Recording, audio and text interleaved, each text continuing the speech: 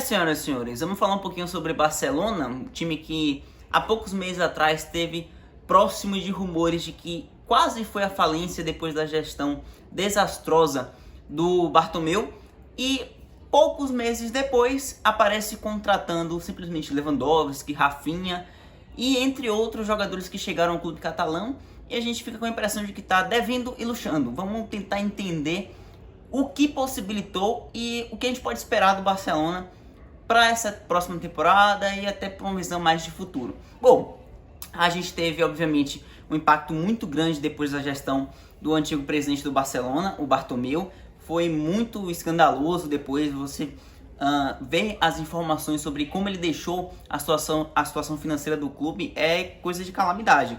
O Barcelona realmente esteve próximo de não poder nem inscrever jogadores por muito tempo, como ainda não pode, e a gente vai falar um pouquinho disso nesse vídeo. Mas pior do que isso, quando o Laporta assume, ele mesmo e o seu diretor financeiro dizem que o Barcelona tinha mais verba para pagar mais 2 meses de salário para os jogadores, e depois disso teria que surgir dinheiro de algum lugar. A reconstrução começa a partir dali. O Barcelona vai atrás de novos patrocinadores. Você tem a Spotify chegando como patrocinadora principal do Barcelona, você tem outros acordos financeiros fechados, mas o ponto principal vem nessas últimas semanas, quando o Barcelona consegue um acordo, consegue que os sócios aceitem esse acordo de venda a longo prazo de alguns direitos da empresa Barcelona, do clube, como direitos televisivos dos próximos 25 anos, mais ou menos. O Barcelona vendeu a longo prazo, vendeu para empresas particulares e tal, os lucros de vendas de direitos televisivos e tal do Barcelona, entre outras questões, para os próximos 25 anos, e recebendo um valor agora de 800 milhões de euros aproximadamente. Essa é a informação que a gente tem.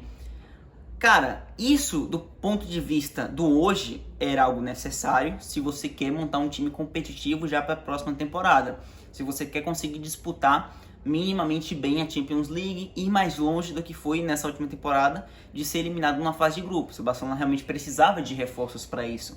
Mas isso pode ser, um desastre total do ponto de vista justamente do longo prazo, do ponto de vista do futuro do clube. Porque se o Barcelona não obtiver retorno desse investimento que ele fez de agora, dessas contratações, do time conseguir se reestruturar, se reerguer e se impor no cenário europeu, como já havia sido na era Messi, por exemplo, cara, você tem o direito, você tem verbas que iriam entrar nesses próximos 25 anos comprometidas.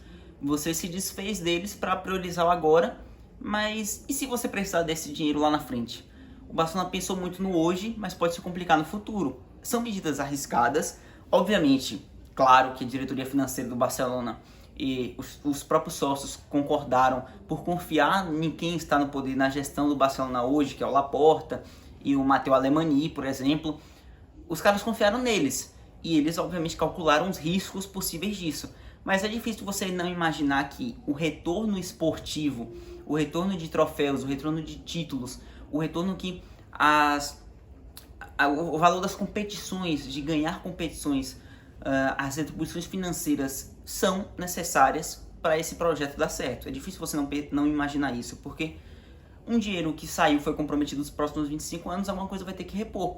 E obviamente passa por o projeto do clube em si voltar a ter sucesso. Mas pro hoje, possibilita que se contrate Lewandowski, se contrate Rafinha, ainda há que se fazer alguns acordos e vai, por exemplo, ter que contar com a saída do De Jong, é o que muitos informam, muitos jornais informam, para a máquina girar. Porque, por exemplo, a gente tem vários jornais informando de que para o Barcelona conseguir inscrever as novas contratações, como o próprio Lewandowski, ele tem que fazer engenharia financeira e que o salário do De Jong impede muito. Então, ou você reduz drasticamente o salário do Frenkie de Jong, ou você se livra dele. E é o que o Barcelona está tentando fazer, essa segunda opção, porque a informação que o Fabrício Romano dá é de que os agentes do Frenkie de Jong descartam qualquer possibilidade de redução salarial. O De Jong não quer reduzir o salário. Mas em contrapartida, se não reduzir, não cabe o de todo mundo. Você não consegue inscrever, não consegue passar no fair play financeiro de La Liga, por exemplo. E o De Jong não querendo renovar, o Barcelona opta e aceita negociá-lo. Essa parece a visão principal. Porém, tem outro Contraponto aí, o De Jong não quer sair para um time que ele não vai disputar Champions, o De Jong não quer nem sair do Barcelona, ele não prioriza a saída, ele só não quer reduzir o salário dele.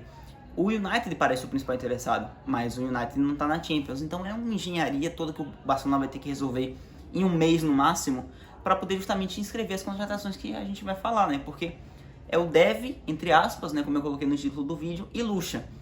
Por quê? A gente pode falar principalmente das 4 principais contratações, que são Christensen, zagueiro que veio do Chelsea, chegou de graça, esse é uma estratégia de mercado, contratou jogadores pontuais e que vieram sem custos. Tem o custo financeiro de salários, mas cabe no bolso, a gente não imagina o Christensen ganhando esse nível de salário estratosférico que costumou ser visto no Barcelona nos últimos anos, na gestão Bartomeu. Então cabe no bolso, é um zagueiro de bom nível, já chegou a fazer parte do elenco do Chelsea campeão da Champions, era importante, era titular, veio a custo zero, tá ali, vai ser peça importante no elenco, vejo ali ele podendo até assumir a titularidade na defesa do Barcelona, que é um ponto frágil, tem sido, principalmente na última temporada foi. Chega também o QC de graça, um volante mais físico, diferente até da característica que a gente vê mais no Barcelona, que a gente se acostumou a ver com o tic-tac, de os caras mais móveis. Ali você tem o Busquets, que é um cara mais alto e tal, mas não passa nem pela força física, e sim pelo controle de campo com a posse de bola, com a visão, com o passe em profundidade. O QC é diferente disso, ele tem um bom passe, mas ele é mais um meio de campo físico, um meio de campo marcador, o cara, o Brutamontes, o Brucutu, como a gente costuma falar, ou as pessoas falavam antigamente. Bom, então é uma peça, um diferencial para esse meio de campo do Barcelona, né? Uma opção para o Xavi. Chegou de graça, também com um salário que cabe no bolso do Barcelona, vem do Milan, se não me engano ele tem 25 anos, é um cara, uma boa opção realmente para o Xavi, até para você ter opções de variar a formação do time, de variar a maneira que o time se porta em campo. Bela contratação. E aí começa mais o luxo, né? Rafinha, anunciado nessa semana passada, 58 milhões de euros pagos ao Leeds agora, mais 10 milhões de euros que podem chegar em bônus.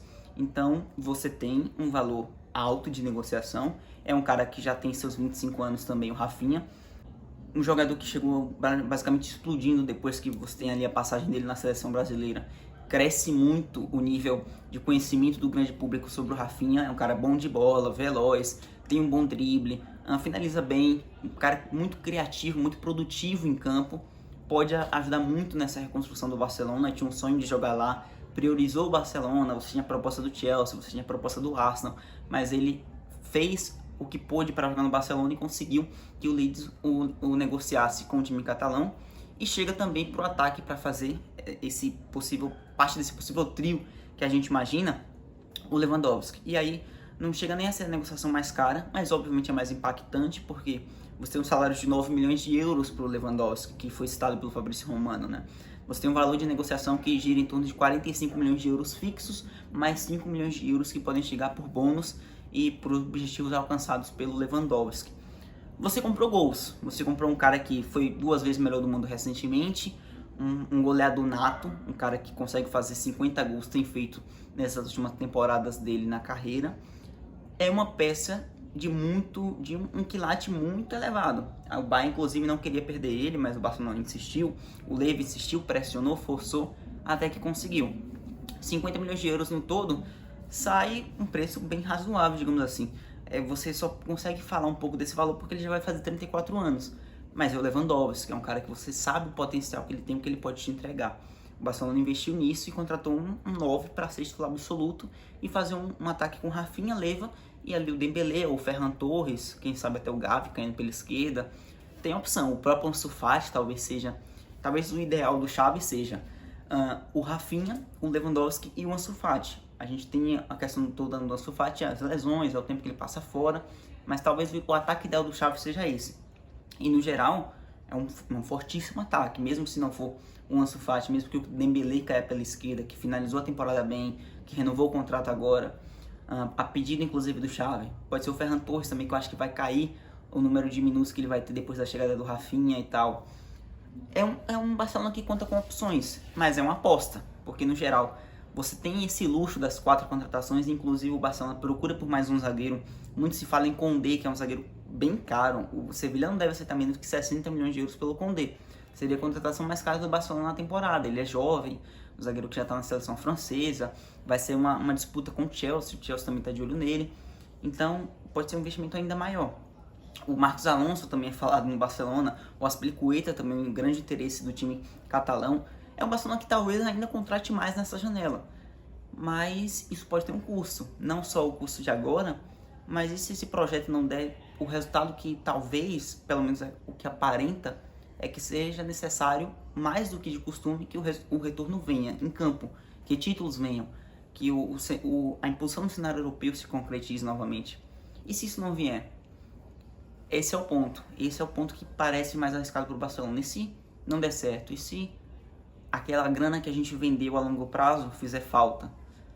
Cara, você tem um Barcelona que eu imagino que nos próximos 10 anos ele vai ter que vencer muitos troféus. Ele vai ter que vencer bem. Obviamente não ganhar 10 Champions, não ganhar 5 Champions, mas voltar a ser relevante. As contratações são para isso, elas eram necessárias, mas é a questão, é o risco que se dispôs a correr o Barcelona. No geral, me digam aí o que vocês acham. O que a gente pode mais dizer, com certeza, é que está montando um bom time, boas opções foram contratadas, tem variação, tem opção para o Xavi. O Xavi vai ter mais tempo para trabalhar agora com pré-temporada e um time melhor do que ele recebeu quando ele chegou. Me digam se vocês esperam bastante coisa para o Barcelona nessa temporada, quem sabe ser campeão de La Liga, quem sabe brigar mais forte na Champions, chegando nas quartas de final, semifinal, final. Comentem aí, não esqueçam de curtir, comentar e compartilhar. Se você está chegando por aqui agora, se inscreve no canal. Valeu, tamo junto.